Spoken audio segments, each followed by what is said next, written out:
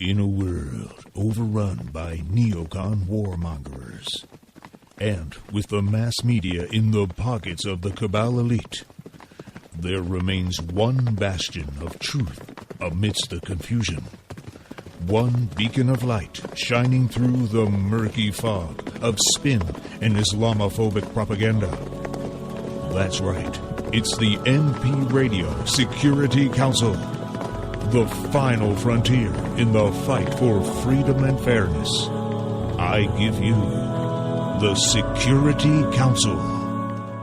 أبدا لن نحيد أبدا لن نحيد أبدا لن نحيد عن خطى الإيمان دربنا درب قويم دربنا درب قويم بالهدى القرآني أبدا لن نحيد أبدا لن نحيد أبدا لن نحيد عن خطى الإيمان دربنا درب قويم دربنا درب قويم بالهدى القرآني سائر في طريق الحق. السلام عليكم ورحمة الله وبركاته. You're listening to Middle Path Radio, and this is the Security Council.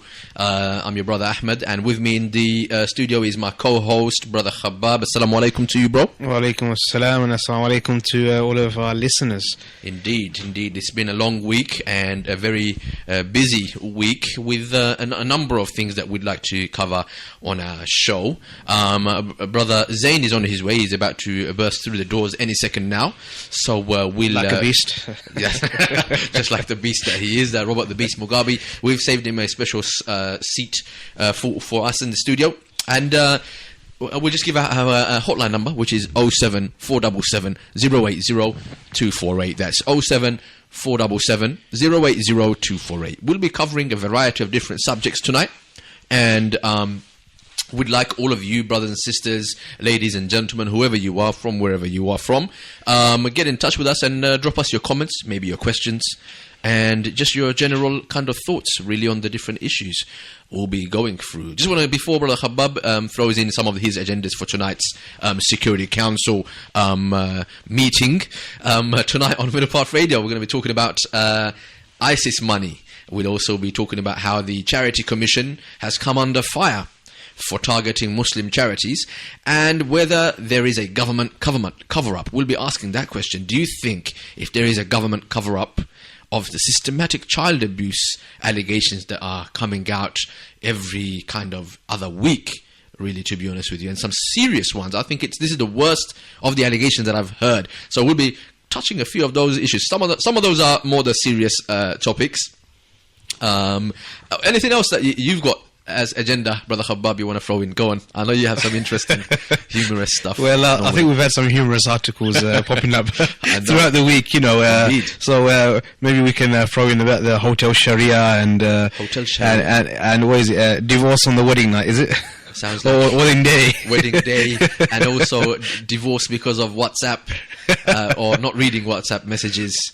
So yeah, we'll be talking about some of those issues as well. If there's anything that any of our listeners want to kind of throw in as well, please do contribute. You can text, you can WhatsApp if you don't want to call, and just throw in what the article or the news that came up in the news that you thought that would be useful. Or it could be serious or it could be humorous. Either way, please do feel free to share. Definitely. I mean, don't feel hesitant. This is the Security Council. We talk about whatever is salient for the Security Council to take on as an agenda for our round table meetings here with the permanent members. So like I said, anything goes. It's free flow on the Security Council. Throw us your ideas on the topics we're going to talk about. Now, before we go into further details, we'll try our best again to try and finish up in 1 hour's time. It may be the case that we go over about 10 minutes, something like that. We'll do our best because, like I said, I've got other stories, but I haven't mentioned them because I'm really trying hard to just finish it up in the 1 hour. I know, Brother Khabbab. I know it's a very hard thing to do. He's been campaigning very hard for this 1 hour time limit. Have to lobby other permanent members of the Security Council. My veto powers are quite strong, and I've been managing to get away with 2 hours for the past several weeks. 2, 3. Django of the Week. Tell us about what is Django of the Week for those of our listeners who may just be joining in to listen to Middle Path Radio. Well, I'm sure a lot of our listeners who have our regular listeners are now aware of Django of the Week. That's right. It is hashtag Django, and it is not spelled with a D. It's a Jango, not like the film Django Unchained. So Django of the Week, one word with a J, no D. Yeah. So and Django is effectively, you can say, our hall of shame. That's right. We're looking at the worst criminal of the week, you can say. Yeah. And criminal doesn't necessarily mean he has to have a legal criminal record. Exactly. They can be criminal. Although many of our Djangos have got some questions of criminality, but it's also criminal behavior, criminal words. It could be criminal and actions. So yeah, I mean, stuff that really, really embarrasses them. Embarrasses them, or is really of the lowest nature. Yeah, that kind of stuff. Anything that you think like, this is a terrible... Your slime bag kind of thing, This is kind of like character normally wins the Django of the Week, tournament that we hold here. A few examples of the past, maybe a few weeks, Last week was Katie Hopkins. Well, that kind of sums it all up, really. That kind of... Yeah, you'll remember what Katie Hopkins was saying. She was having a very racist tirade against the Palestinian Arabs of Philistine, and against Muslims in general. By the way, I just got to throw it in there. I think I think that's a person really. She's hideous. Inside and also out physically, really, she is hideous. Yeah, so we did describe her as a vile creature and a slimy slug. I think after a correction last week. I don't know if you talked about it last week, because I wasn't here, about George Galloway and his. No. Oh, you didn't? No. Not George Galloway's descriptive you mean George Galloway? Gun down and description of Katie Hopkins. It was just amazing. No, bring that up. No problem. I think during the break I'll pull it up and maybe we can air it. But it is a fantastic piece of audio hearing that we need to. Soundbites like that. Yeah. George is excellent for that kind of thing. For sure, we might disagree with him strongly on some of the other issues, more serious matters. But George, he's got away with quite words. An entertainer for sure. He's got away with words. And often quite right as well. Yeah, he has got a talent when it comes to speaking. So again, just rounding up for you, brothers and sisters, we'll be discussing ISIS money. We're talking about the Charity Commission picking on and targeting Muslim charities, and we're also going to be talking about the alleged cover-up by the government into the child abuse allegations that are rearing their head on a weekly or every other week basis. And of course, we'll be having some humorous sides along with that. We're going to talk about divorce. Is it okay to start, to divorce somebody on the day of the wedding? What would you do in that scenario? You think is that funny, or was that really really harsh? So yeah, I mean, we've got a lot of stuff for you. We'll have that little video clip for you, what George had to say about Katie Hopkins as well. We're going to go to a very, very short break, give everybody the time to sit down and get themselves a cup of coffee for the Security Council tonight. And after the break, we'll be with you straight away. So join us in a moment. Welcome back. This is Middle Path Radio, and you're listening to the Security Council. This is, a interesting program for those of you listeners who've just joined. We talk about a variety of different current affairs issues. We talk about some serious matters, of course, serious business, and often we do have a good laugh on the side. That's why we are the permanent members of the real Security Council. With me in the studio is permanent member Desmond Two Guns, aka Khabab, in the studio. Desmond Two Guns, welcome to the Security Council. What have you got lined up for us? Well, I think before we kick off into the serious discussions, as I mentioned before the break, let us treat our listeners to a bit of George. Not George Michael.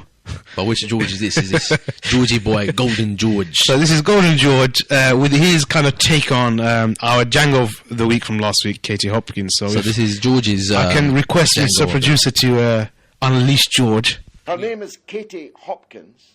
She's a columnist on the down-market sewer rat newspaper, The Sun, and she's been getting down and dirty. This week, she tweeted that it was time for Israel to start the bombing of the Palestinian people again, and she described the Palestinian people as rodents burrowing away underneath Israel. Two-state solution, my arse, she said. Now, it was a very odd choice of words, quite apart from how offensive it was. To describe the Palestinian people as rodents, when she's a rat-faced herself, was really very strange. In fact, she is the lowest of the low. Even amongst the Sun columnists, she is the lowest of the low. Her personal behavior, not just on television, although some of her personal behavior, unknown to her, was being caught on television, but because of her political views, which run the range of right to extreme right, righter than Genghis Khan. Now, I'm asking a question here.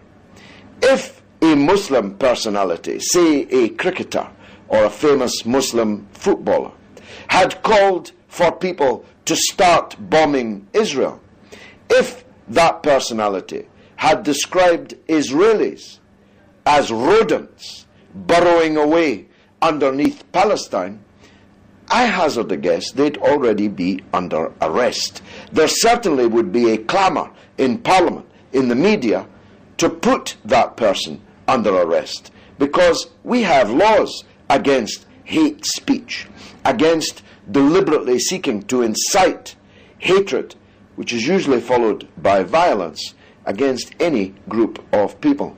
So there we can hear, obviously George went on to some serious points afterwards in terms of drawing the attention to the fact who was saying what. So you're talking about Katie Hopkins talking about Palestinians, it goes unnoticed. But if it was to be a Muslim personality, then obviously it was something that would have gone definitely noticed, and again, big uproars on the media, so nothing was said. But I was really trying to focus on the beginning part of his very use of descriptive words of herself and her newspaper that she works for, getting down and dirty, as George says. He is definitely very capable when it comes to the English language, though I believe he hails from Scotland. Indeed. If that's correct. So he does a fantastic job, actually, making, people be seen for what they are. So I think he did an excellent job describing Katie Hopkins for the rat and rodent that she really is, for getting down and dirty in the sewers, as he had described. There was probably some expletives that were beeped out there, so thankfully our listeners were not exposed to any of that. But probably all the good and more befitting description for Katie. But we've dealt Katie a good deal of hammering on last week's show, and we've assigned her and designated her as proscribed Django of the week last week. So this sanctioned. Yeah, she's been sanctioned, that's for sure. We have Robert the Beast Mugabe, who's just casually waltzing into the casually. You mean his grandpa hat? Robert, what's going on? Where have you been, brother? Assalamu alaikum. He's bulldogged his way in. Walaikum salam. What's happening, bros? You set the fire alarm off when you were trying to come in. What was that beeping sound? That's how the beast does it. You set the whole studio on fire, and we just had to send the producer out there with a fire extinguisher. Well, I'm just exaggerating there, actually. So how you been doing? You've been listening to the first part of the show? Yeah, I just caught the first part as I was coming, driving in. Sorry. Sure. Did you play the Galloway? Yeah. Sorry, I missed that part. Yeah. Okay. Now we had a good discussion on Katie Hopkins last week. The slimy slug that she was. We have our own words for her. That's right, slug. Yeah, indeed, that she is. It's interesting that she referred to the Palestinians for burrowing away like rodents under Palestine. Yeah, what's happening in reality? What you find is actually the Israelis that are literally burrowing under the Al-Quds, Jerusalem in general, but also the holy sites belonging to the absolutely Muslims, the Masjid Al-Aqsa and the Bayt Al-Maqdis, the Dome of the Rock. You find that actually there are numerous Swiss cheese complicated tunnels that the Israelis have burrowed under, because in their search for their they want to actually make the Al-Quds and Al-Aqsa complex collapse underneath. That's so right. they can then demolish it and and build their so-called holy site on top of it. So they're trying to compromise the structural integrity of the... Sorry, I know, I'm not too sure if you had this lined up, but will you be mentioning anything on the... You can bring your own agenda. Yeah, I mean, one of the things that I really wanted to talk about is the so-called terrorist attack on the synagogue today in Jerusalem. I mean, 4 rabbis were killed. Nah, we're not covering that story. No. But the point I want to bring in is that all the killings that happened and still happening in the holy site in Jerusalem for the Muslims. No report. No nothing. The worst part. Nothing about terrorism. Nothing about murders and all of these kind of hideous names called towards the Muslims. But yet, one incident happened in Jerusalem today, and terrorism comes up, and the whole world is condemning this. Indeed, very true. It's been last couple of weeks. It's been popped up. There's been several retaliation attacks taking place against the Israelis, which have appeared in the media, whereas exactly the same attacks that have been taking place by Israeli settlers against Palestinians goes unreported. And a clear example was how they reported incident of and a Palestinian ran over an Israeli, but literally a couple of days before was a story of, I think she was a 5-year-old girl that we all saw kind of the images going around, how she was run over by an Israeli, but there was no mention of... There was a mention, and even nothing was it yesterday. A man has been found hung. Apparently, no suspicious circumstances. No. There's nothing suspicious about a man hanging from a tree or... Hang on, he wasn't even hanging from a tree. Shall I tell you where he was hanging from? A bus. He was a bus driver, and they hung him inside the bus. Well, he was hung. He was found hanging inside a bus. We don't know how or what. I read somewhere that he was actually the driver of the bus. He's a bus driver. Yeah. That would appear as quite suspicious. I mean, it's not every day you walk into your red bus, on a drive to work, and you find the bus driver actually hanging there, and you think, nothing suspicious about this death. Moving on. 4 Jews have been killed by terrorists in Palestine. That's exactly the kind of reporting that we're getting here. Literally, I was shocked to read and no suspicious circumstances surrounding the death of this man hanging from his own bus. No one is saying. This reminds me. Sorry. No. Every innocent life is worth saving, but Absolutely. We shouldn't be having double standards. One thing for the Israelis and another thing for the Muslims. Absolutely, no. That's definitely exactly the same point that we've been making week in, week out on this show, the Security Council. We are campaigning for a more fairer world, and we'll be bringing racist regimes like the Israeli government, to account. We'll be holding them to account. That's why we call the bastion of hope. That's right. We are the final frontier in the fight for freedom and justice. The Security Council, every Tuesday, 10 p.m. on Middle Path Radio. Okay. So you went on for your own one. I'm just going to do a quick commercial later on for that. I was going to say, doesn't this remind you, when I hear stories about men hanging from the trees or from inside buses and stuff, it worries me because it reminds me of stories that we've heard about white Americans, namely the KKK and their supporters, who are huge. They didn't have to be KKK. Yeah, it didn't have to be KKK. They were Exactly racist. why I'm adding that point. They were just racist. They didn't have to be KKK. Yeah. I mean, you don't have to. The people that hung these black men, black Africans, African Americans from the trees, and they lynched them in that way. It just reminds me of that, really, of those days in America where people were treated in that way. And I'm worried that this is exactly what Israel is. Yet nobody seems to be pointing their finger and showing them. No, it's worse. It's worse here than it was there. Why it's worse here? Because it's state-run, number one, and number two, it's done en masse. Yeah, it's done en masse. They were recently, found mistreating Ethiopian migrants. By the way, in Israel. No. They're the forerunners of peace and freedom and equality and human rights. How can they do that? That's right. What's his name? The new culture secretary, another house Muslim that they recently hired after the woman who was in the job previously got fired for whatever she had done wrong. Where in this country? Yeah, in this country. Coco. Oh, right, yeah, sorry. Not the graphic warning Khalid Mahmoud, but I'm talking about. Yeah, I know the other one. There's another guy. The Zionist loving. Yeah, he said after the UK, the best place, the best democracy in the world that he would, he would love to live under would be Israel.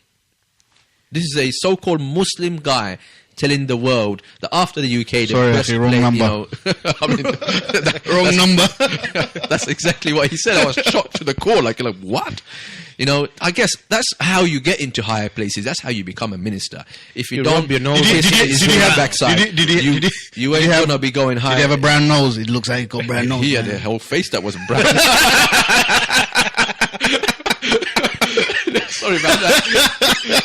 So that's why they've selected him, because he's a brown face, because they need to show that their government has got some level of diversity and representation from different minority groups, and they're actively looking for individuals from the black and ethnic minority kind of communities to take up positions, so that they can just show, look, we've got women in our in office, we've got people from African background, Muslim background who are in office. It's all a facade, of course. The whole thing's a farce. I mean, you might as well have had a Zionist neocon white guy there saying the exact same thing that guy was saying.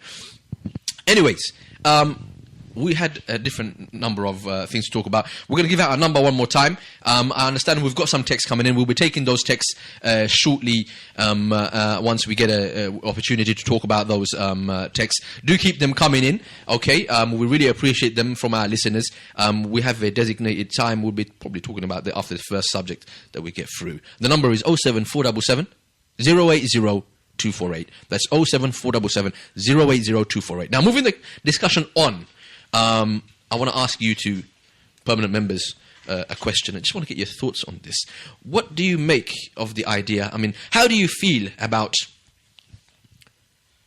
this so-called new currency that is being proposed by ISIL in Iraq and some parts of Syria? What do you make of this idea? I mean, do you think it's a great idea? Is it quite most innovative of them to be thinking of a new currency, or do you think no, anything ISIL related is bloodstained and dirty and never gonna get my hands, my nails? I think the question comes is how are they starting a new currency? Doesn't have to be traded off against some other. I think if you just wait there, even before you go into that, let's just take something. Let's just take the ISIL out.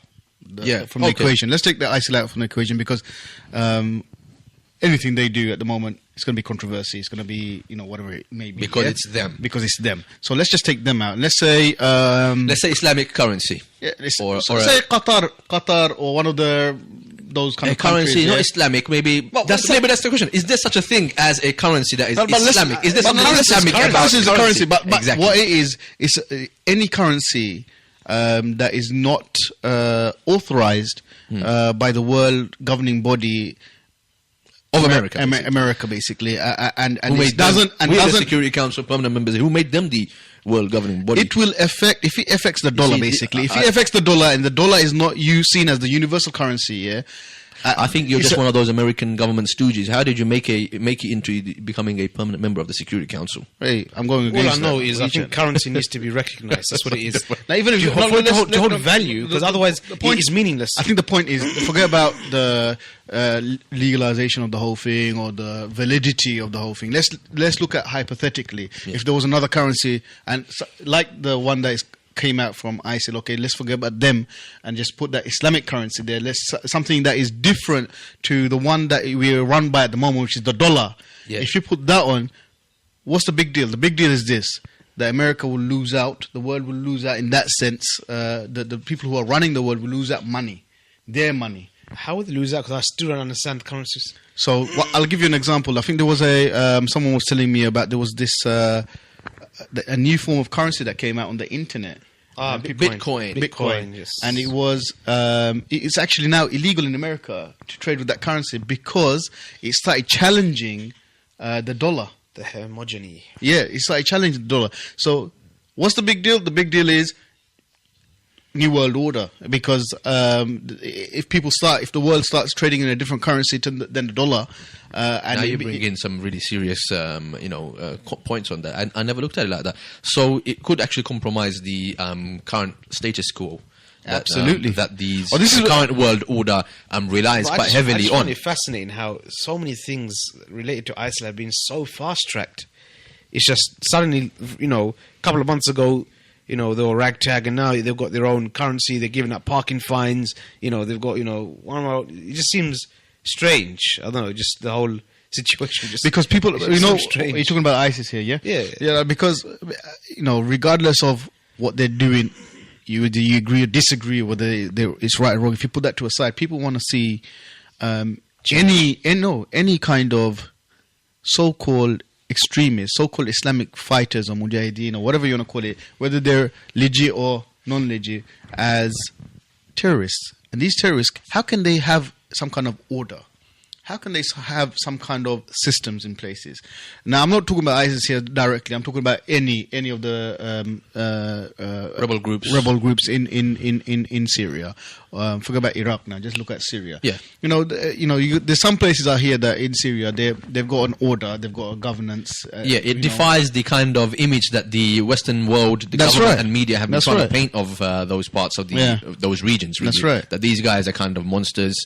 They're like horde of zombies, savages. Yeah, that's basically what they're trying to present as. And here you are, these guys are getting all sophisticated and talking about introducing a new currency, trading. They're trying to challenge as Brother Zain has quite correctly pointed out, they're challenging the actual what should I say, the current status quo and the power structure that is, currently dominant in the world. It will affect a number of things. And it's not really about ISIL. I like the way you took ISIL out of the picture, because whenever you bring ISIL into it, unfortunately, the all debate and conversation is closed. Whatever kind of currency that the Muslim world start to adopt, hang on. It's globally. Hang on, it's not even Muslim world. What's the currency you mentioned? Online currency, Bitcoin. The Bitcoin wasn't Islamic as such, was it? Exactly.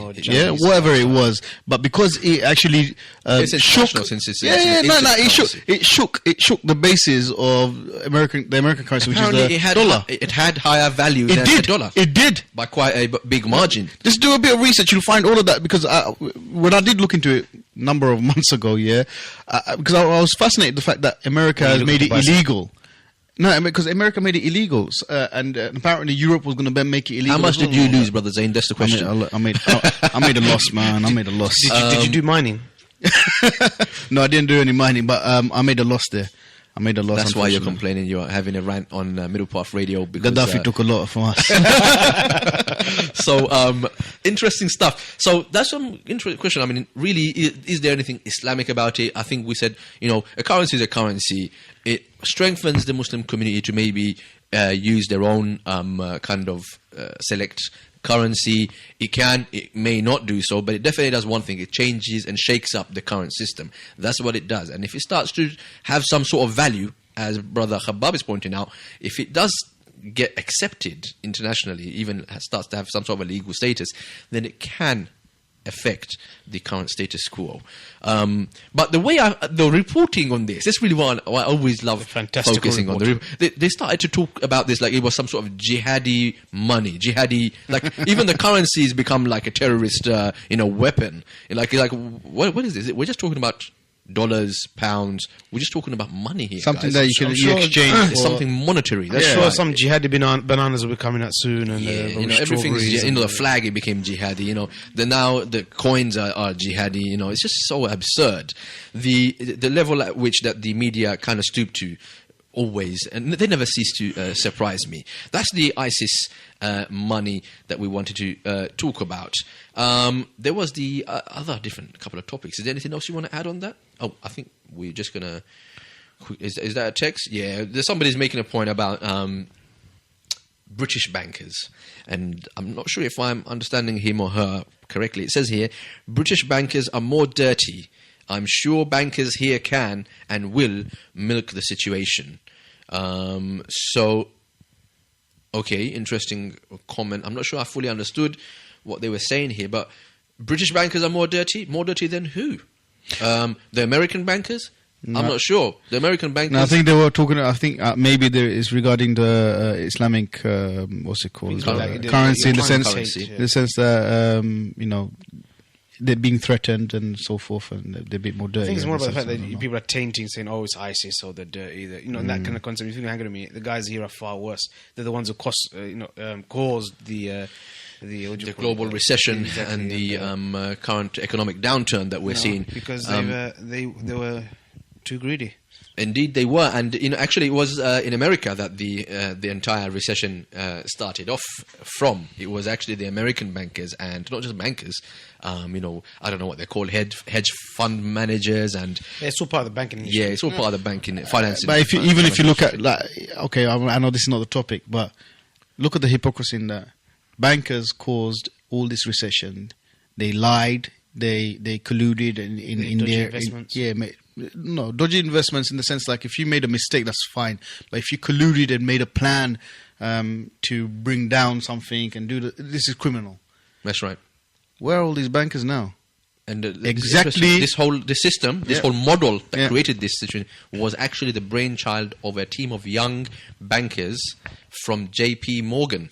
No. We were talking about J.P. Morgan only a couple of weeks ago because J.P. Morgan was the group that was given a very good report by none other than PwC, Price Waterhouse Coopers. The ones who lambasted, actually cleared the name of Mayor Lutfur Rahman. But let's go back to it. I mean, my point is, these bankers, whether from J.P. Morgan or whether they're from any other kind of banks and hedge funds, they're still in their position and they're still earning millions and hundreds of thousands of pounds a year. We found that in the UK, these banks, similar banks, they were actually being bailed out by the government using taxpayer money. Not one single banker was charged or criminalized or put into jail or whatever it is. Prosecuted in any form. Yeah, it's because the banks, unfortunately, the system that we're running here,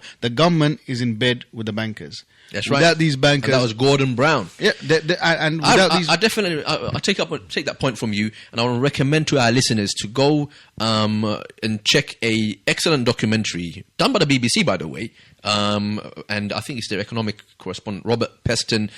It's called Super Rich, The Greed Game. Go check it out because he'll explain to you. It's like a dummy's guide to what happened with the economic Just remember the recession. name of the reporter and the I found his work fantastic. Basically, I mean, I didn't know anything until I had a look at that. I did approach it from a dummy's perspective. You were guided. Yes. Robert Peston did a fantastic job, I have to say, and he did actually make a very interesting point. He actually said that September the 11th was what started got the ball rolling, which led to the economic crisis. Downfall.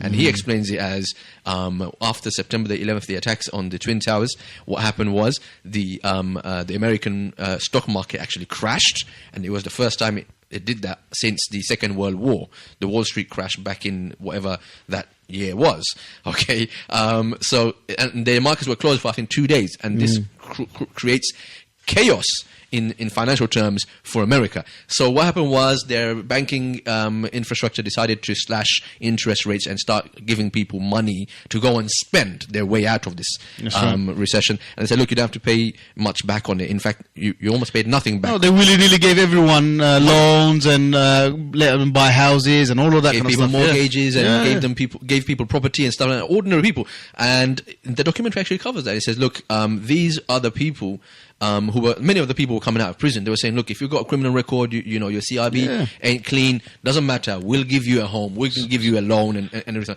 And that's what they were doing. And eventually, it led to a lot of these ordinary people becoming homeless in America. And this had a knock-on effect on the rest of the Western world as we saw it. And they relied on a lot of money from Asia and even the Arab world to help them out in that situation. Anyways, that's some interesting facts. Robert Peston, check it out. Super Rich, The Greed Game. Interesting remark he actually makes. I have to finish on this one point. He says that congestion charge. He said it appeals to the elite aristocracy of London because what it does is it keeps the riffraff out of their little, gentlemen's boys club kind of hub, which is the central charging London, zone, basically, yeah? Congestion charging zone. So this actually appeals to them and they really like that. For them, paying £10, £11, £20, £50 even a day is nothing for them. It's a drop in the ocean for the money that they have. But what it does is it stops ordinary people, the ordinary Englishman, British person, from getting into this. It's basically an elite club. This is an area, if you ain't rich, you ain't one of us, okay?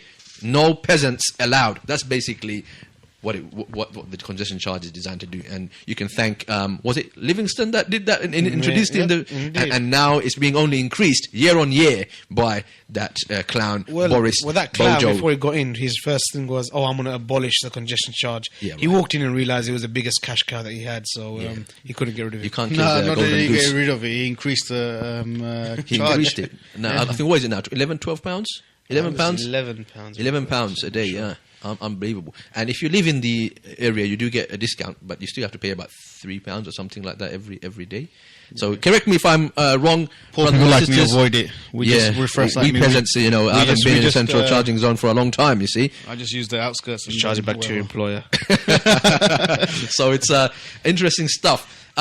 At the end of the program, we've got some interesting facts to share with you regarding terrorism, because you did bring it up about allegations of terrorism. We might talk about that later. We're actually running out of time. We did have one topic that we mentioned earlier on, an interesting one. Shall we bring something? I know, brother Khabbab, this is one of your agendas. This is a Hotel Sharia. I mean, you just gotta love the kind of way these tabloid journalists. You gotta rate them for their comedy. But they take themselves quite seriously. They've called this hotel. Where was Hotel it? Where was Sharia. it posted? Was it not on Daily Fail? Sorry, The Daily Fail did cover this story. I'm sure everybody knows Daily Fail very, very well by now. Mr. Fail Zain, Online. have you come across this story yet? I actually briefly heard about it, but yeah, enlighten me. Well, it starts like this. Welcome to Hotel Sharia. No more bacon or booze, as trendy venue bought out by a Muslim multi-millionaire. Yeah. Wow. They said That is like a hybrid and a cocktail of both jealousy and anti-Muslim the article actually combined. mentions that he bought it out, and the next day, that's it. Bacon was off the menu.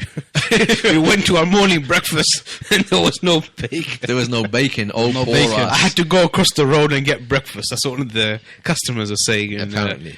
So strict Islamic policy is imposed at London's Bermondsey Square Hotel. Bar and grill at hotel previously run by MasterChef judge Greg Wallace. Everybody knows Greg Wallace. I think he's still the MasterChef He's judge, a bold guy with glasses. with a big jawline and a hanging, MasterChef, I think he's still on MasterChef right now. Yeah, I believe so. Yeah, so Greg Wallace was one of the... He used to run the bar and grill. Anyway, it continues by saying that the new Middle Eastern owner wants to run it in accordance with Sharia law. Drinkers were offered only non-alcoholic beer and elderflower cordial. I'm not sure what that is. But diners were denied dishes that used traces of alcohol, such as beer-battered fish. I never knew such a dish even existed. It's battered by beer. Who has beer that is fish-flavoured? I mean, is that what people are drinking in the pubs these days? Fish-flavoured beer. That would taste nasty. Anyways, nearby restaurants said that they suddenly saw a surge in business when customers walked out of the hotel's grill on Tuesday. This is written by Tom Kelly and Emily Kent Smith for the Daily Fail. These are the fair champions who wrote this story. So, I mean, you can see here, this is Greg Wallace. He's a man, he's a well-known celebrity in the UK and British TV. Anyway, he was the former, owner. I don't want to say the chef, but he ran the bar and the grill in that hotel. Sure. So he's no longer there anymore, and he's actually asked about this. Here it reads: MasterChef judge Wallace, who ran the hotel bar and grill until last year, said last night, "It doesn't bother me what the owner wants to do. It's his religious point of view not to serve alcohol and pork, and I respect that.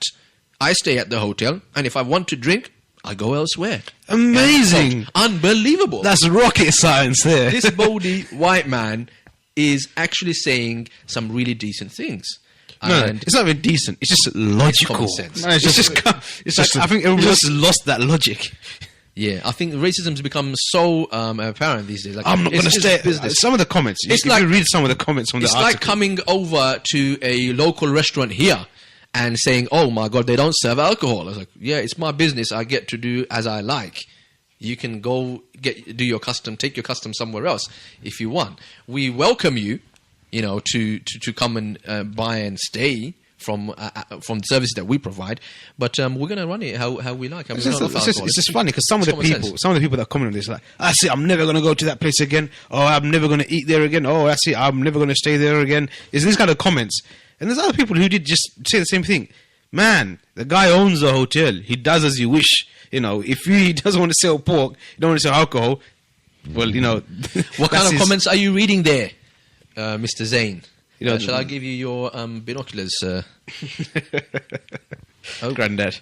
While he is reading that. Sad day. Oh, this sort of thing gets worse every day. You get real change. You'll have to vote out our rotten lot in Westminster. Wow.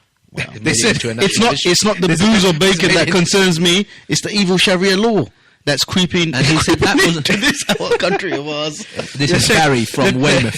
They said they're taking over our hotels now. Call the police, guys! Call the police! So Sharia law now supersedes British law, said Steve Porter. What else have we got there? Can you imagine taking over a restaurant in Saudi Arabia and insisting on serving alcohol and bacon? Oh, wow. Hang on. There are actually, unfortunately. Yeah. Not only that, if taking his premise, you know, just for argument's sake, assuming that they didn't do that in Saudi Arabia, that would be against the law to do so. It is not against the law in this country to serve, you know, meat that is halal or not serve alcohol. Not serving alcohol is not a crime in this country. These people are so, so unintelligent. It just, well, they are failed readers. Blow me away. Khaled from Bahrain writes, he's the man. May he be successful for doing so. Allahu Akbar. Ameen. Who is this? Callan. Oops, sorry. Good job, Callan. I think you are a dime a dozen, mate. But it's just amazing. It's just the continual daily reporting of non-stories, effective non-stories, just to whip up more Islamophobia, more fear, and more, you know, hate. Exactly. This is so strange and out of place. Every day from a text message, Brother Khabbab. What about all the restaurants in Brick Lane? Are they all Sharia ruled as well? It's an interesting question. Again, anonymous texter. What's the point of that, sir? I don't understand. What about all the restaurants in Brick Lane? Are they all Sharia rule? I think maybe he's trying to say... he's trying to say, look, not all the Muslim owners of restaurants are actually... banning alcohol on their premises, which is actually a shame for Muslims to have to say that in the first place.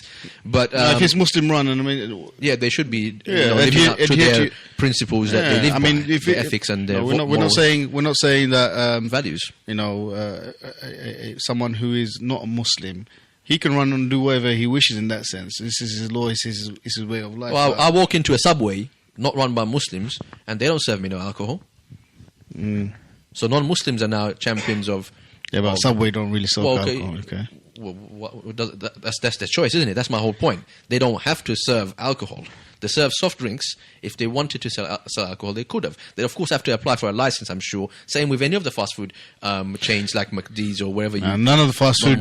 Nobody sells alcohol. Yeah, no one sells alcohol. So why is that a big deal? Why, you know, they could if they wanted to, if they had applied for a license. Or did you not know why, though? No, I didn't know why. Because it's Sharia run. Sharia run. It's Sharia run. Let's go to McDonald's tonight, boys. Everyone. Oh, no, I'm just kidding.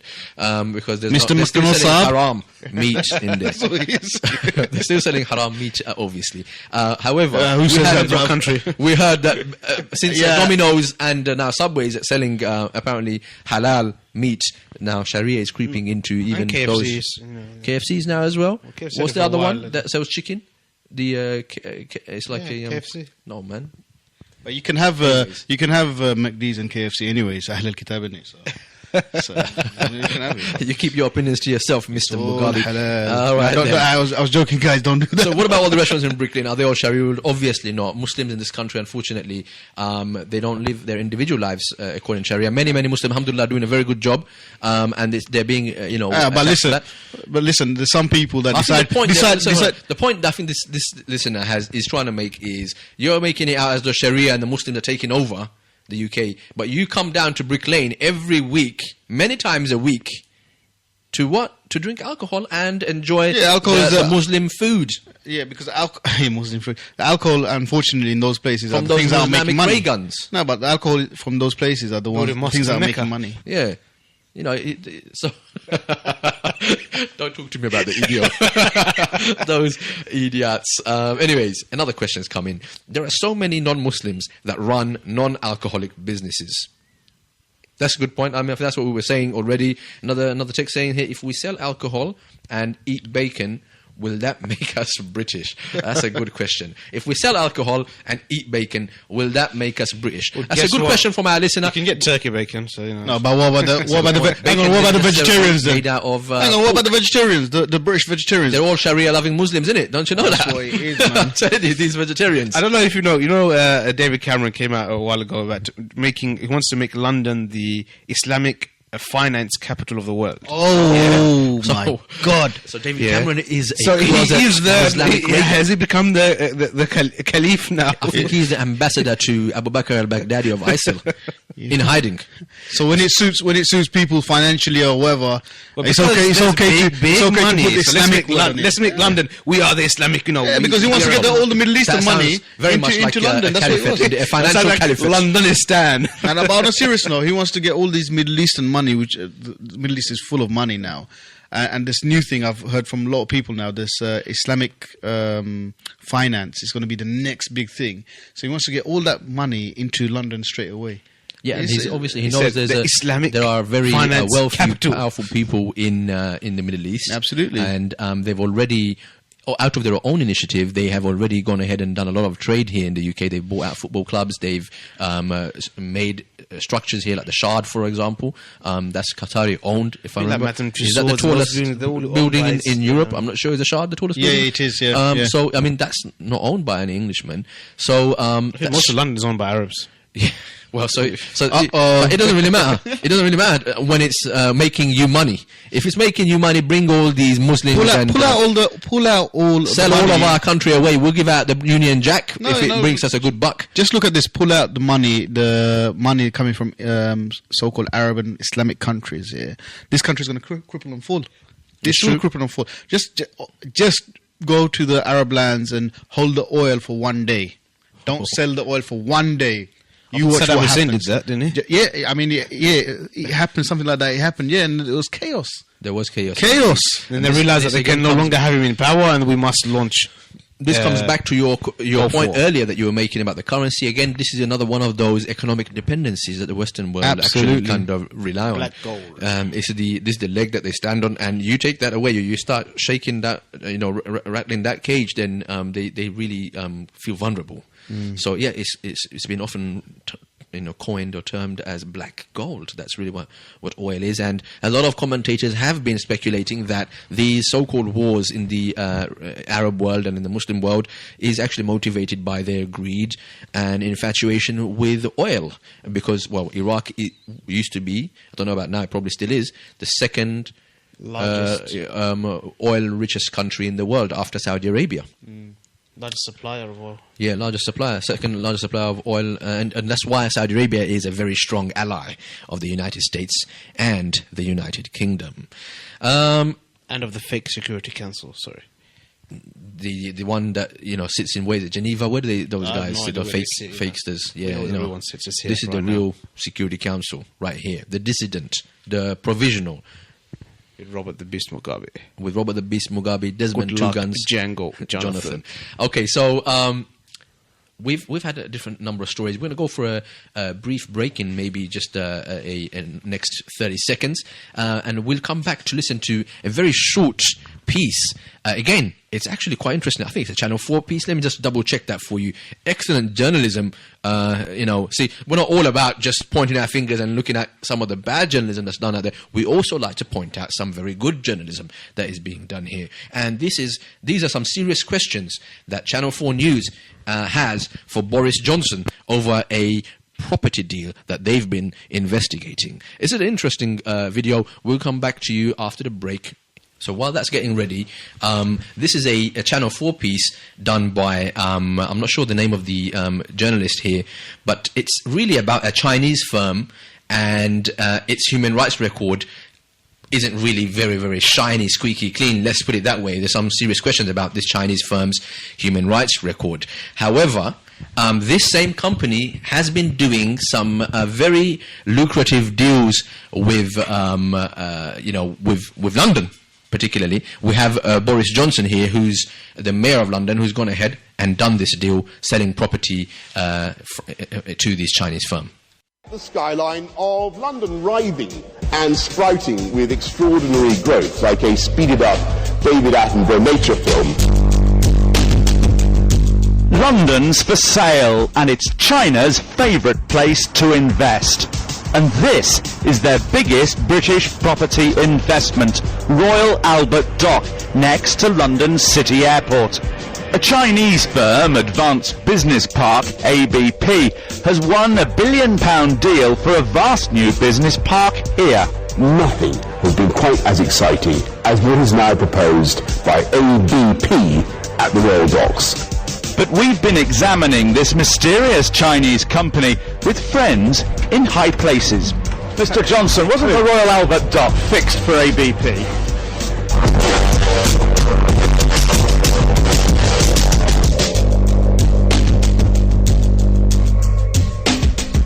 The deal between Boris Johnson and the Chinese firm ABP was hailed as a new dawn for Anglo-Chinese relations. But an investigation by Channel 4 News raises serious questions about ABP's record in China, and also Johnson's decision to make them the development partner for what is publicly owned land. There you go. I mean, I think the journalist has made a very interesting introduction into what he's investigated over the, the course of how many months he's been doing that particular piece of work. Why are we talking about this?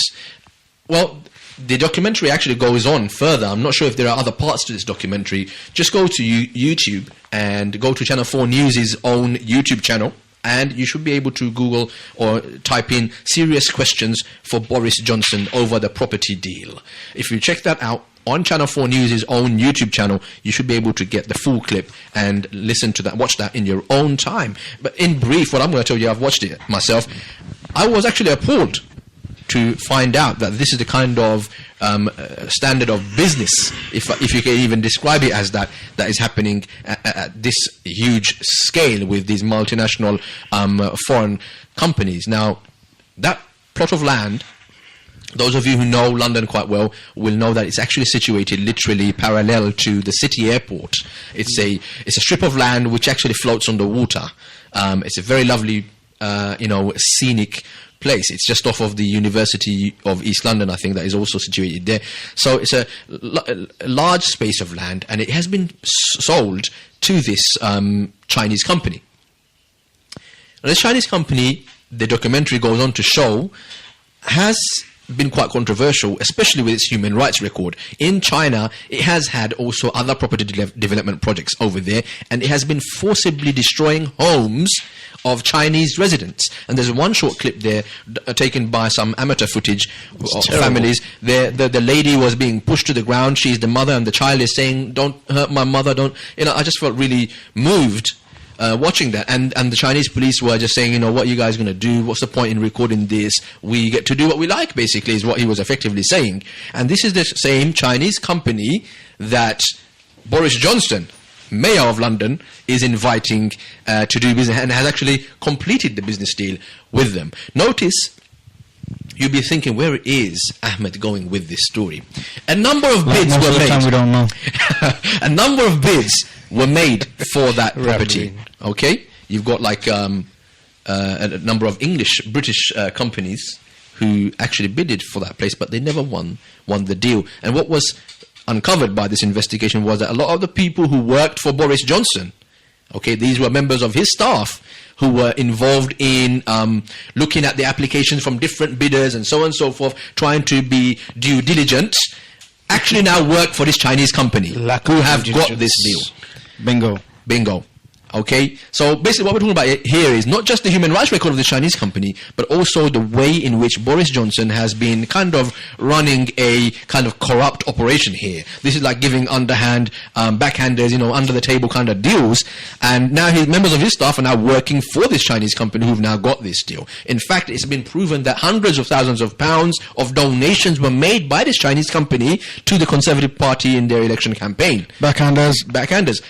So, And he was directly asked, do you think that would have influenced the decision to give this property to this Chinese company? And obviously he waffled his way, as the Bojo. He was absolutely terrible on this one. I've heard him waffle better than this. He was like, that's all he could do. I have to say, the journalist caught him in the middle of the street out of nowhere. He was stumped. He kind of, what is it called? Called him, really. Again, you might be thinking, okay, we know politicians are corrupt.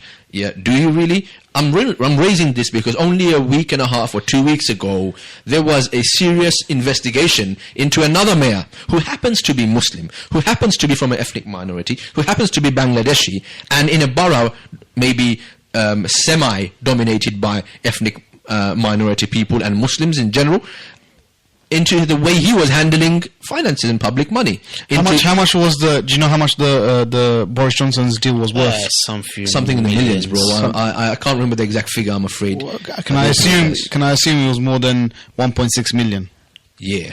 This is what the Mayor Lutfur Rahman, he's been held on. 1.6 million of public funds. Yeah? They're saying that he gave it, or the council gave it to organizations, projects, charities that maybe they could have spent it better. That's the allegation. Yeah. And this guy has sold some millions and millions of pounds, publicly owned property. That's and on top of that, you're saying that he's got backhanders. And another person who watched this documentary that I shared it with, responded by saying that the entire deal, the money that is involved in that deal, actually is bigger than the entire budget that Mayor Lutfur Rahman gets to, you're talking about 1 billion then? Probably. I really would have loved to go through the whole documentary. The thing that's interesting about this is that, like you mentioned, the issue that came up as well with Mayor Lutfur Rahman is also the selling of property, or selling of council assets, like the public town hall and Sutton Street and the other, I forgot, the 3 properties.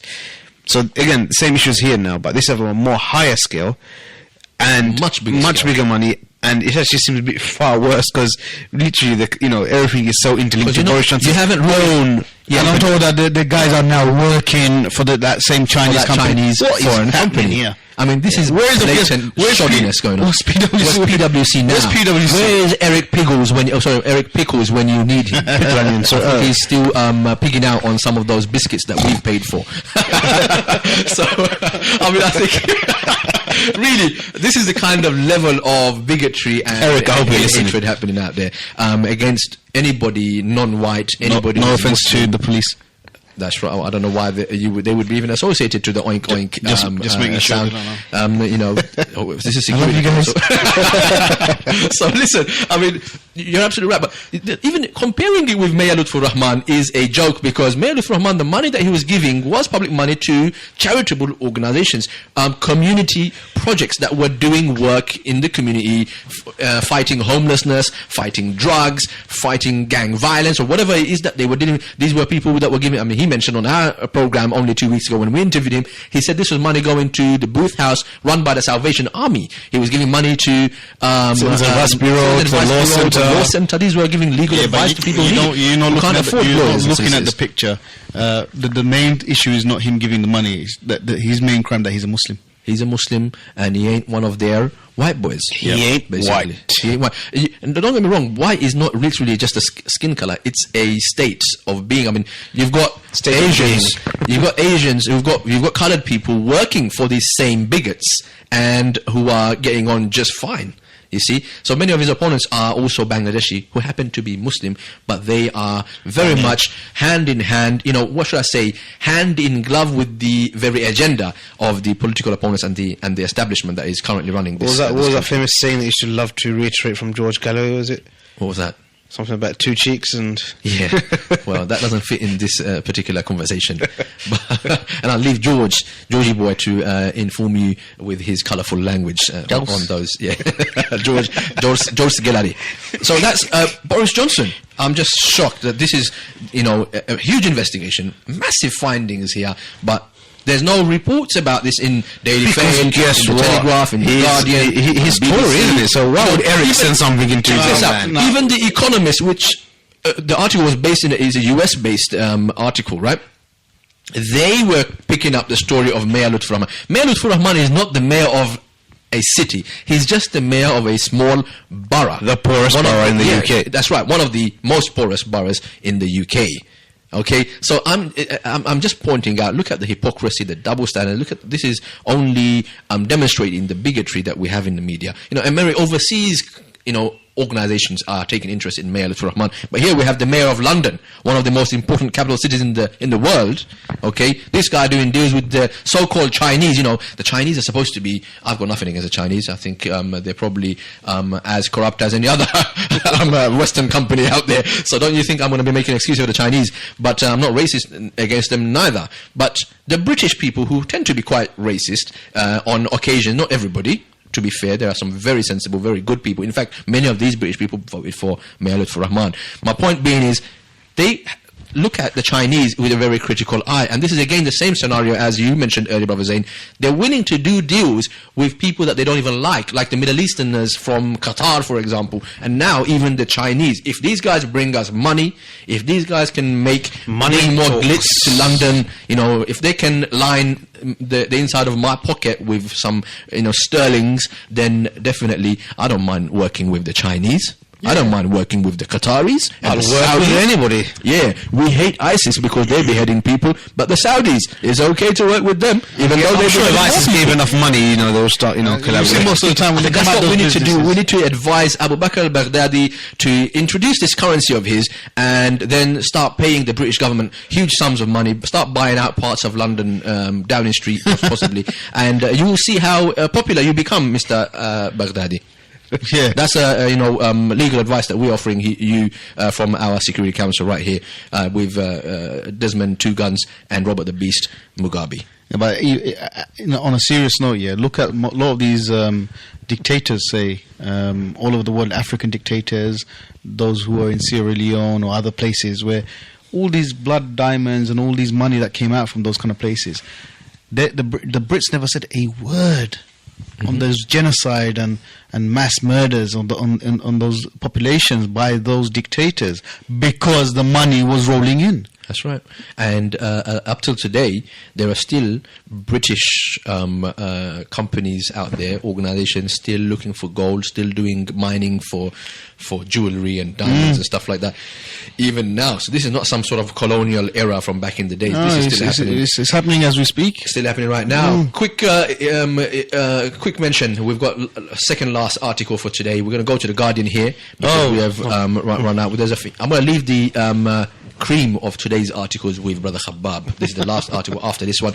A quarter of a charity commission inquiries actually target Muslim groups. This is a story that is being run on The Guardian. It's by Randeep Ramesh, who, from the sound of his name, I am guessing is not a Muslim.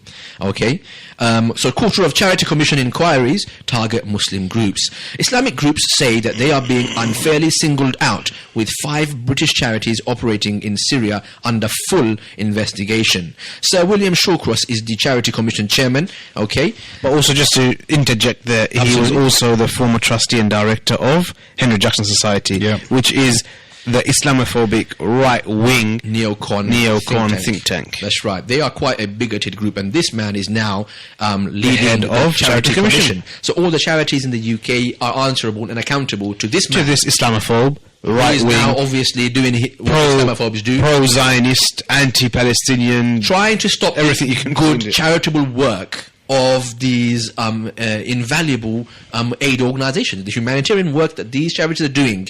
So not only are you not allowed to go and support the innocent people physically to help them against Bashar al-Assad, to save their lives, you're not even allowed. They're investigating organizations who are giving them food, giving them, rice, giving them clothing for the winter, giving them medication, things that are essential that we take for granted here in the UK. And this could have been something that the government and the media ought to have really hailed as a example of good Muslim community work, that Muslims are very charitable. It would have been better if these guys came up and said, you're guilty of being Muslim, And that would have been it. At least that's in the Case face closed. of things. Case Not closed. only that, with the commission, I know the article goes on, because I've read this quite a lot, and it's obviously all of this kind of findings have come out from a Muslim think tank called Claystones, which has published a 32-page report regarding the Charity Commission and its bias and investigation. Do you into mind if I Muslim read characters. a couple of lines from here? Very quickly, it says that more than a quarter of the statutory investigations that have been launched by this charity commission since April 2012 and remain open have targeted Muslim organizations. That's 25%.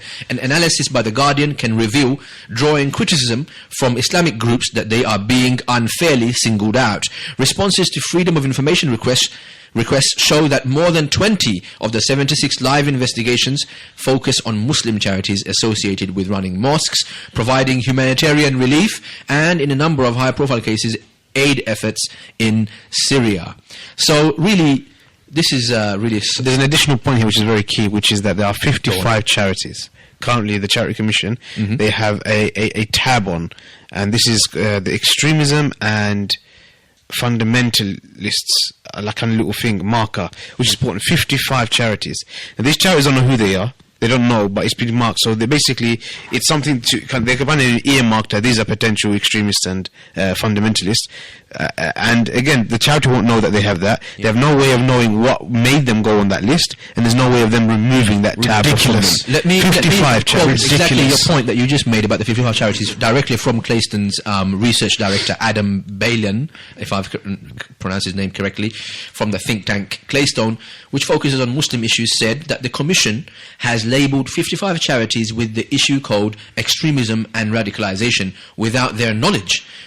In the period 5th of December 2012 to 8th of May 2014, these charities were and are being monitored as a potential concern for matters relating to extremism and radicalisation. He goes on to say, there are no written criteria for applying or removing this label, and thus it lends itself to non-evidence-based targeting of particular groups. We don't know the criteria used to apply these extremist tags by the Commission itself. It's all very subjective for a quasi-judicial body. I think that's enough, on that point. It just shows you how the Muslim Police state. This sounds like a police state. It's a racist police state. That's what it is. These are charitable organizations, it's like, I'll tell you what the counter-argument is. Well, excuse me, Mr. Ahmed, there are suicide bombers going over to Syria, 2 of them British, and they went there as a aid convoy. How would you respond to that? How would you explain or reply to that kind of remark made by somebody saying it's justified to target Muslim charities? How would you respond to that? I know what I would say. So how many people went? 2 people went via a couple of charities to do that. That's right.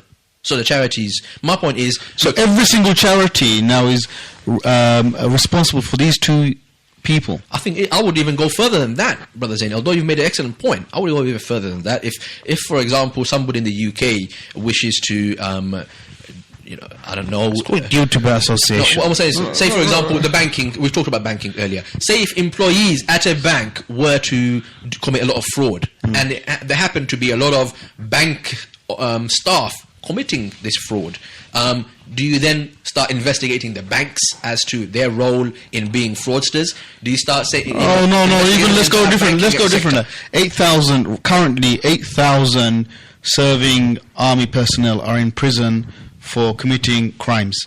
Now, am I gonna then say no? The army is responsible for them. They were part of the army. Therefore, the army is guilty. Let's look at the army because it's proportionate to what's happening These around were the world. individuals that acted on their own. Okay, it doesn't really matter, what medium they used. You can't start investigating and putting blame and criminal, guilt on the actual part of the medium that they chose to, disguise them with, or whatever. When you got William Shawcross at the top, the man who, when he wrote his own point, I think book actually regarding Muslims in Europe, he referred to that Islam is the biggest problem in the West. This is the exact quote. In the past, Shawcross has been a critic of Islam. In 2012, as a director at the conservative Henry Jackson Society, he claimed, Europe and Islam is one of the greatest, most terrifying problems of our future. I think all European countries have vastly, very quickly, have vastly, very quickly growing Islamic populations. End quote. I told you. I did not say to you before. They should just say the accusation should say it. He just said it. He said it before. So the moment he's coming to Charity Commission, he's saying, everything's so fine. He's saying it and he's getting away with it. You're guilty because you're a Muslim. He said you're guilty because you follow Islam. That's exactly. I mean, that is what he is saying. He said, look, and notice he's brought in here a couple of keywords. Europe. That is the UKIP, BNP line of, an angle and perspective on things. People need to realize this is a racist agenda, okay? He's brought in Europe and Islam as one of the greatest, okay, most terrifying problems. And then he talks about populations. There's the classic immigration, population argument, there's too many people, too many of them, those colored guys, there's too many, and I don't want to use the N-word and all of that. So that's really what's happening with the Charity Commission, and they've now been, slammed by this think tank. We do applaud and salute Claystone for the excellent work that they've done. We hope to see other investigations like this, not into just the Charity Commission, but also into some people in the media, namely Andrew Gilligan, namely, other individuals more known to us here locally, which I don't intend to mention their names. Last story there before we finish. I think we're just going to have to wrap up, but we do have one more story to say. I hear, Brother Zain, that you were at a wedding ceremony recently. No, I wasn't actually. I don't know where you've been hearing that. You've been reading too much Daily Mail. He's asking. I asked Zain, okay. Not. But I follow your. I follow your line there. That's fine. I follow your line there. Yep. What he said. What he said. Guilty conscious. I wasn't at no wedding this week. Or was he your own wedding possibly? That's annulled. Ahmed is not saying something. Once, twice, 3 times, maybe 4 times. Who knows? Nobody really knows. Only I. But so what's your point? Well, basically, there was a very fascinating story. I believe it was again in a very reputable garbage trash newspaper called The Fail. The Daily Fail. Which the headline reads, Saudi husband tells his bride he wants a divorce during their wedding after seeing her face for the first time when the photographer asked them to pose for pictures. Inna lillahi wa inna ilaihi. So he actually hasn't seen his bride before, which is stupid. He gets married, and then when they're taking photos, he sees his wife, and then says talaq. So let's read on a little bit here with some of the subheadings here. The wedding was taking place in the western Saudi town of Medina. I don't know if Saudi is a western place, but neither bride nor groom had met face-to-face before the ceremony, according to the Daily Veil. That's take a big pinch of salt there. Now even the headline, you should take a pinch of of sand, a bucket of sand. do the bucket challenge with some salt. So when she lifted her veil to smile over the photo, I don't know how he gets these details. The groom recoiled in disgust. He was like, I don't think that would be how he had reacted. But anyway, he said, "You are not the girl I imagined. I am sorry, but I divorce you." You know who I'm picturing now? I'm picturing Nuri. So comes up. This is the interesting. Here's another story, right? It says here, this story comes as another Saudi man. He divorced his wife as well after she didn't reply to his WhatsApp message. Check that out. So there's 2 stories now. They've rolled into one. It is hilarious, but at the same time, don't you think it's rather insensitive? It's ridiculous. The story actually I don't think the stories are true. It just doesn't make sense. First and foremost, it just sounds too daft to be true. And if it is true, let's say if it is true, that guy is so stupid. So is his family and her family. I mean, what kind of thing is that? Oh, you don't see each other's face. This has nothing to do with Islam. On the contrary, Islam tells you, to make sure you've seen the groom or the bride. Whoever. Yeah, well, it could possibly be that more than many times, as many times up until the marriage, because you don't know if this is a person for you or not. That's right. In fact, there's a prophetic statement that does make it very clear. The Prophet Muhammad did say, in fact, he advised one of his companions, one of his friends, who informed him of the good news, I'm getting married. And Prophet said, have you seen your bride yet? And he said, no. And I said, well, go and see her, man. before you marry her, make sure you go and see her. And that's literally the kind of level of conversation that the Prophet Muhammad sallallahu alaihi wasallam was having with his companion. And you're absolutely right. I mean, how can you walk into a marriage ceremony that is yours, and then you haven't even seen the bride yet, and you're making your decision after you've already agreed that you are going to marry her? I think there's just some village kind of folklore that some reporter from Daily Fail picked up and decided to make a fantastical story. It just seems almost so impossible in this day and age. Why would you? Look, the kind of people that get involved in that kind of marriage are the kind of people who don't care what their bride or the groom looks like. That's because they probably got their... but that's so stupid even then. Yeah. That's really... Of course, it's not... That's foolish. Really foolish. Yeah. But the point is, look, you knew what you were getting into. You said, I'm going to only see her after I've already agreed to marry her. So the decision is done. So I don't know why she didn't have a... I don't know what the court... You know what? I'm not going to believe that story. That sounds so ridiculous, Coming from the Daily Fail, and just make sure, discredited. But Ahmed, you look at your WhatsApp messages. You don't want to see anyone getting upset over WhatsApp messages they don't see. Well, this is another story. I mean, the WhatsApp messages. This man apparently from work, he sent WhatsApp messages to his wife, and he never got a reply. But thanks to the new update from WhatsApp, thank you WhatsApp, he realized that his wife had actually read the message, but blue ticks. Yeah, the 2 ticks were there. The blue ticks, isn't it? The blue ticks, is it now? Well, basically what it is when you send the message, when you sent it, yeah, 2 ticks when it's been received on the other end, and now well, for me it shows it's blue ticks when the person's read the message. Okay, so they read the message, then tick turn blue. Wow. So the person's read your message. He reportedly said that, I knew she had read the message. So I got worried, if she's read my message, why isn't she replying? I'm thinking, what is it that the man could have got worried about? He must have been thinking to himself, somebody else has got her phone. What's going on? Is she okay? So he rushed home from work, and only to find that she was there having tea and watching TV. And he asked her, why didn't you reply to my text, my WhatsApp message? I knew it had been received and read by somebody. Where he said, I was too busy chatting to my friends. I didn't really want to reply to, I thought I'd reply to her at a later time. And apparently this man on the spot decided to divorce her based on this WhatsApp message. I think, sensational stories, sensationalizing stories and bringing up the whole story. It's got to be a number of different things that have happened in that relationship for a man to decide, that's it, you're divorced. Yeah. Although the first instance, I can't think of how or why somebody would do that. But in this example, it's got to have to be a lot. It's Daily Fail, and they come up with these weird and sensationalized stories. They love these stories to do with Muslims and Arabs in general, and Muslims in particular. They want to show it's barbarous, backward people. That's right. For them, it's like the zoo. It's like how the white people were looking at Africans when they first, were taken to America. It was like they were looking at this circus has come by. Who are these people? Are these people human beings? They got black skin, and they were staring at them and, trying to... they were treating them like animals, literally. So, I mean, to Daily Mail, they take this...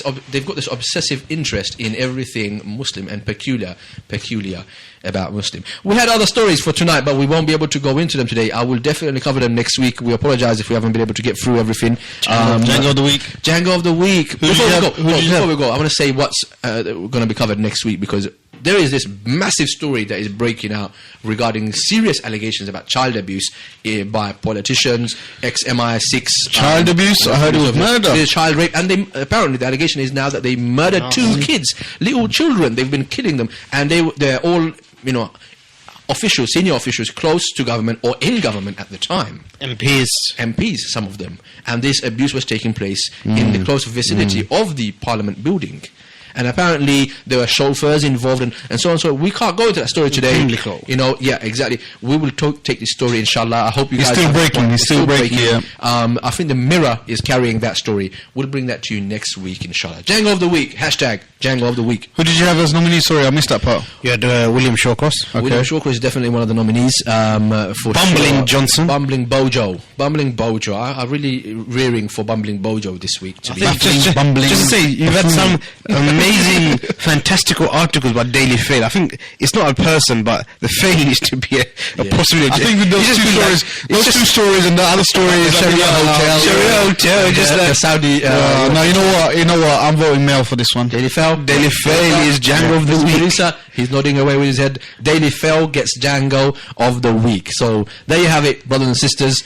That is a wrap up for tonight's Security Council. From me, good luck, Django, Jonathan, Robert the Beast Mugabe, and Desmond Two Guns. We say a warm Assalamu alaikum wa rahmatullahi ta'ala wa barakatuh. In a world overrun by neocon warmongers, and with the mass media in the pockets of the cabal elite, there remains one bastion of truth amidst the confusion. One beacon of light shining through the murky fog of spin and Islamophobic propaganda. That's right. It's the MP Radio Security Council, the final frontier in the fight for freedom and fairness. I give you the Security Council.